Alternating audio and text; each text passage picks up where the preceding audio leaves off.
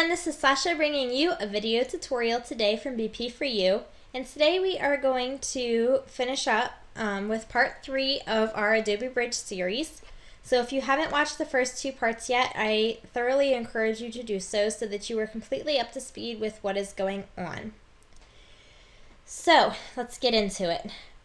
If you come over here to Label and you click on that, you'll see this drop down menu appear. And we've got some keyboard shortcuts that we need to go ahead and memorize. So these are some ratings for our pictures, and I'm going to show you why that's important in just a moment. But first, let's go ahead and memorize the keyboard shortcuts to get us to them. And so no rating is Control-0. To reject a picture altogether is Alt-Delete.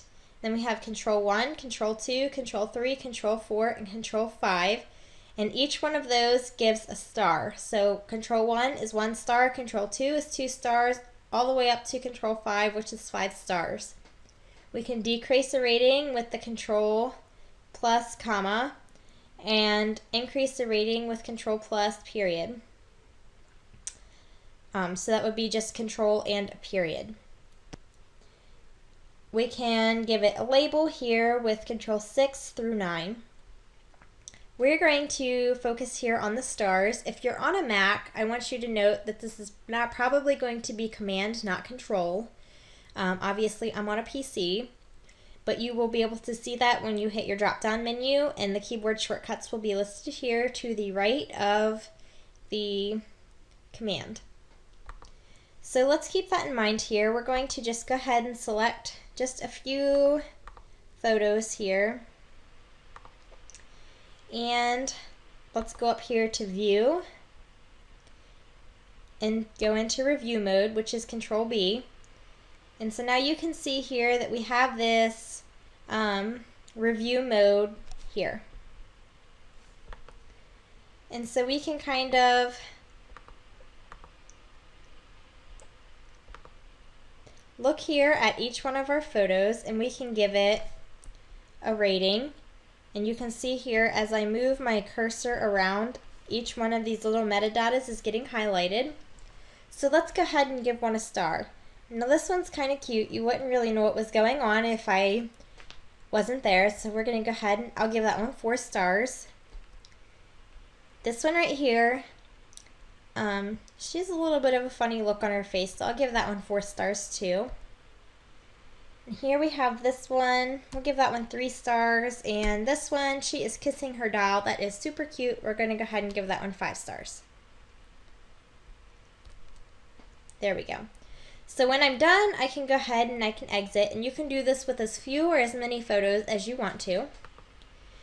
So now how this is useful is I can sort by file name, or I can go up here where it says sort by file name, and I can sort by rating.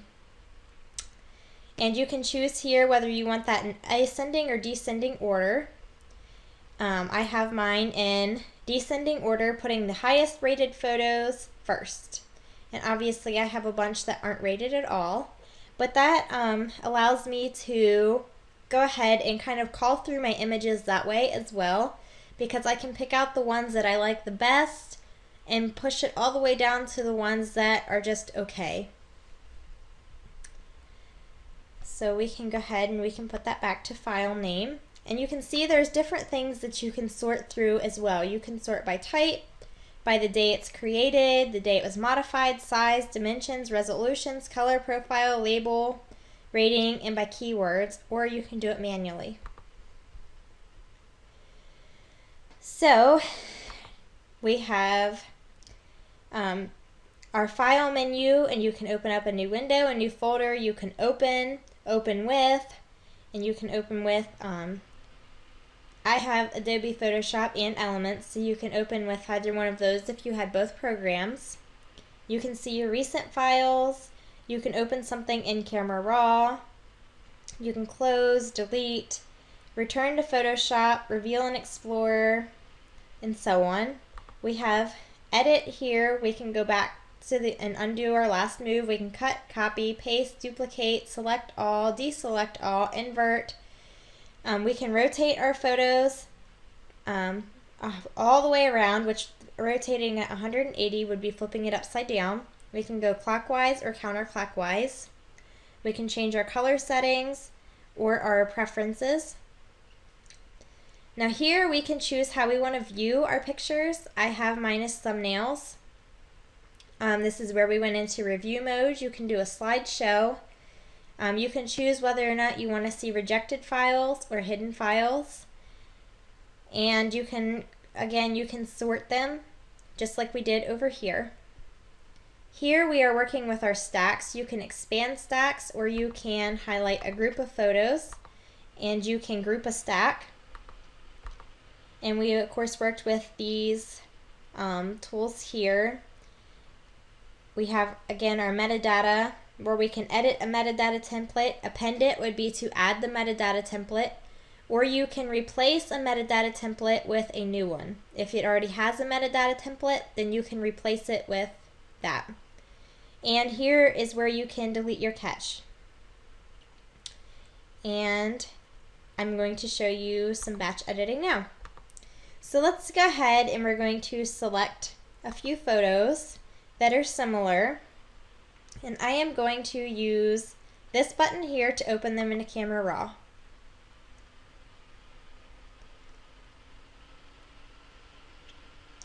As soon as this finishes loading here, just give it just a second. It's a little bit slower for me when I try to open up multiple photos at once.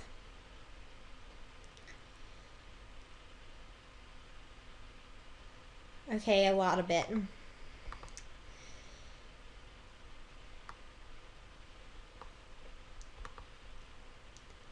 So I'm going to go ahead here when this opens up, and I could start doing all of my editing that I want to normally do. I always go ahead and I always sharpen my photos.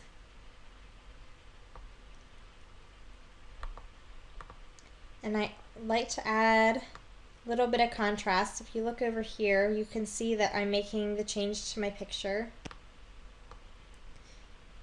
This picture might be a little warm. If it would ever load into this window here, that would be great.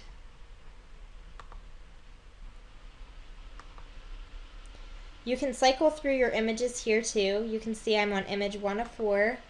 I can go to 2, 3, and 4. But if I go ahead and I click select all, I can click on synchronize. I can choose what settings that I want to synchronize and click OK. And now all of those will have been edited with those same settings. For example, if I click on this photo, you can see that the contrast has been added, as well as that little exposure bump and the sharpening. And so you can see that we have batch edited some of our photos. Never came up here. But you get the idea. Now if you click on open image, it would open it into Adobe Photoshop, the full version, or you could just click on done. And here you can click to change your space, your depth, your size, your resolution, if you're going to sharpen it. And for more tips on using this bridge, then you can watch the Adobe Camera Raw video that is in your Photoshop video bundle. So I'm just going to go ahead and click done. And so all of those were batch edited together in the same, with the same settings, which is really helpful. So we can go up here too, and we can click on edit.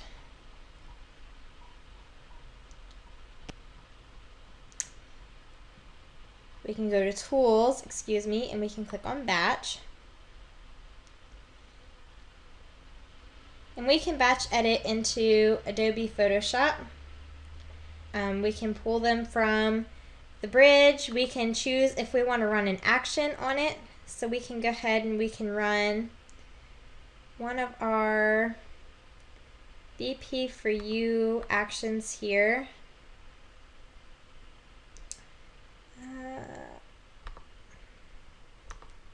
So you can see here, let's just pick one. So we can go ahead and click OK.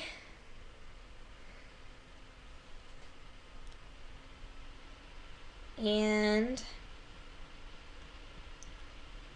this one has my highlight clippings warning me. So I can go ahead and I can pull that down. And you can see we've already had all of our presets here with our contrast and our sharpening and all that done. So we could go ahead and we can open the image.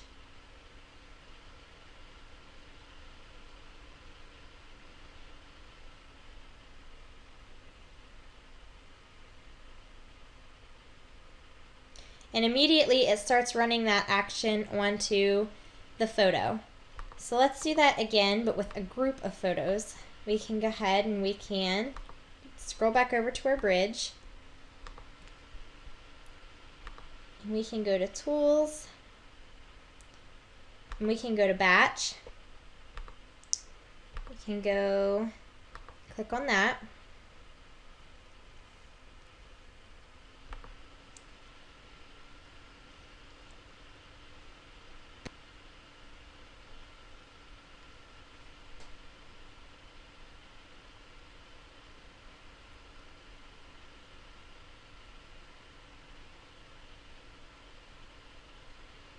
And again, now it's going to cycle through the next one, and immediately it's going to start running all of these actions onto the photo.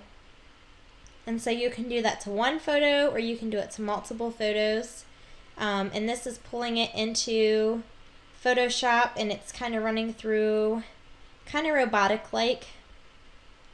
Again, here we can open up the last image.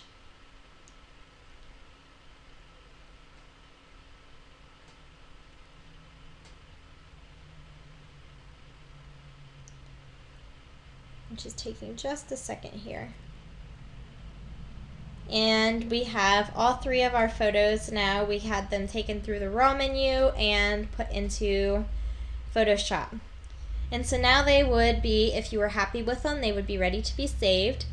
So to go ahead and save a picture from Photoshop, I would want to go up to File and Save As. I would want to save this two ways. I would want to save it as a Photoshop PSD so that I could keep all of my layers. And if I wanted to go back and remove that action, or remove, just go back into editing it, especially if I was working with a template or something. Anytime that you work with anything, it's a great idea to save it two ways. To save it as a PSD, and then you would go ahead and click Save, and then you would want to save it also as a JPEG. That way you have the flattened version of the picture so that you can share that on social media platforms, through email, photo sharing sites. Being able to have that is definitely important. So you want to have that PSD so that you can open it back up into the raw menu. You still have that raw copy. You can open it up into Photoshop so that you have all of your layers still intact, so that you can delete, tweak, change, add, whatever you need to do. And you want to have your JPEG file so that you have that smushed up copy. It's a lot smaller. It's the one that all the social media platforms and such accept, so that you can share that on there, as well as with friends and family who probably don't have Photoshop to view the PSD file. Unless you have Photoshop, you cannot view a PSD file. So you have to have either Photoshop or Photoshop Elements to view a file that's a PSD. So we're back to our bridge. We can use this button here to toggle back and forth between Adobe Photoshop and the bridge. And of course here we can go back to the Browse and Bridge. We use this to pull up our photos from our camera. We can use this to quickly go into review mode to batch rename our photos or to work on some file information. This is a shortcut to the raw menu. And why this is so important is so that if you have a photo that's a JPEG, if you double click on it, it normally would just go ahead and open that into Adobe Photoshop. If you double click on a RAW file, it'll automatically open it up into Adobe Camera Raw. Well, if you have a JPEG that you want in Adobe Camera Raw, and you go ahead and you click on that, you can go ahead then and you can open that up into Adobe Camera Raw using this button here. So that's really important to kind of keep that in mind, because if you switch your camera over to JPEG, or you shoot primarily in JPEG and you like to be able to use the features of the Adobe Camera Raw menu, because it's set up sort of like Lightroom and everything's sort of just right here and it's easy to use and it's just available to you quickly, then that would be something that you would definitely want to keep in mind. Here we have all of our recent files and all of our recent activity. Here we have our favorites. We can go forward a step or back a step. So that pretty much concludes my tutorial for the Adobe Bridge and batch editing and sorting and culling. So thank you so much for watching this video tutorial. Happy editing!